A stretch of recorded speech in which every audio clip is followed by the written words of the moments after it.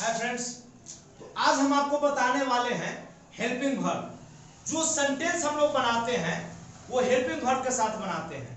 और helping verb का use से सेंटेंस स्पोकन हो, रिटन हो, कहीं भी ट्रांसलेशन बनाते हैं, बोलने जाते हैं, तो बहुत सारे जगह पर इसका उपयोग होता है। तो हम आपको एक ऐसा ट्रिक बता दिए, एक ऐसा सरल तरीका बता दिए कि अगर ये तरीका, अगर आपको ये डायग्राम अगर केवल आपको याद रहता है तो आपको हम आशा करते हैं कि कोई भी सेंटेंस को बनाने में आपको दिक्कत नहीं होगा और ना आपको ये कभी प्रॉब्लम होगी कि इज कहाँ लगाएंगे, एम कहाँ लगाएंगे, आर कहाँ लगाएंगे, वेयर कहाँ लगाएंगे और वाज कहाँ लगाएंगे।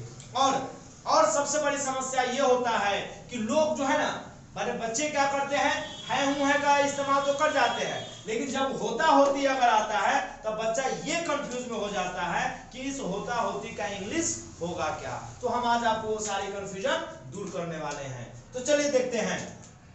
सबसे पहला हेल्पिंग वर्ब मैंने लिया इज। अब आपको इज जो है ना, इज का अर्थ जनरल वे में होता है और है तो जनरल सिंगुलर होता है का प्रयोग प्लुरल नहीं है, यहां सिंगुलर के साथ ही होगा। लेकिन जब हम किसी व्यक्ति को रिस्पेक्ट देते हैं, सम्मान देते हैं, तो उस रिस्पेक्ट या सम्मान को व्यक्त करने के लिए यूज कर देते हैं।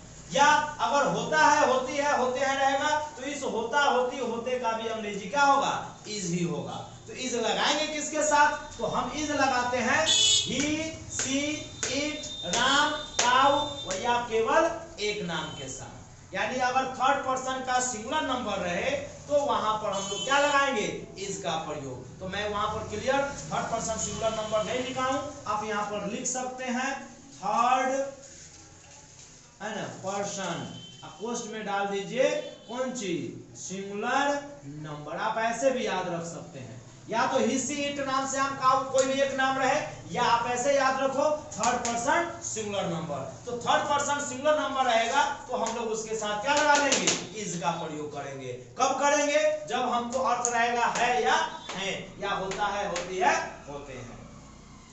नेक्स्ट आइए, नेक्स्ट है आपको एम का यूज करते हैं हम लोग आई के साथ। अब आपको पता है आई क्या है, तो आपको आई है फर्स्ट पर्सन, याद रख लीजिए आई क्या है, फर्स्ट पर्सन। ठीक है, फर्स्ट पर्सन का क्या है, तो सिंगुलर नंबर।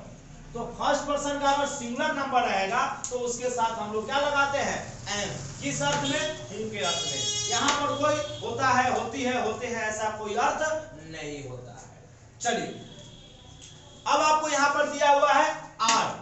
आर का यूज हम लोग कहां करेंगे, तो आर का यूज हम लोग करते हैं यहां पर से क्या दी, थर्ड पर्सन का प्लुरल नंबर। क्या याद रखिएगा, थर्ड पर्सन हम लिख ही देते हैं, थर्ड पर्सन प्लुरल और सेकेंड पर्सन दोनों के साथ, सेकेंड पर्सन। ठीक है, और फर्स्ट पर्सन फिर दोनों के, फर्स्ट पर्सन,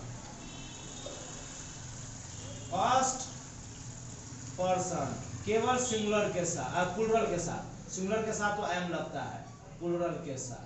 ये मैंने क्लियर कर दिया है, वो ज्यादा बेटर होगा, इसको आप कभी देखिएगा तो कंफ्यूजन नहीं होगा। तो आर कहां लगेगा, थर्ड पर्सन प्लुरल। तो थर्ड पर्सन प्लुरल क्या है, दे, बॉयज, काउज। हमने लिखा सेकंड पर्सन, तो यू सेकंड पर्सन का सिंगुलर भी होता है, प्लुरल भी होता है, तो उसके साथ भी आपको आर ए लगेगा।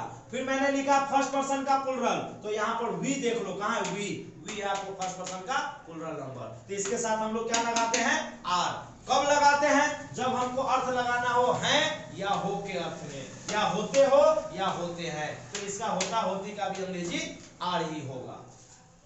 अगर अभी तक आपने इस चैनल को सब्सक्राइब नहीं किया है तो चैनल को सब्सक्राइब कीजिए, लाइक कमेंट जरूर कीजिए।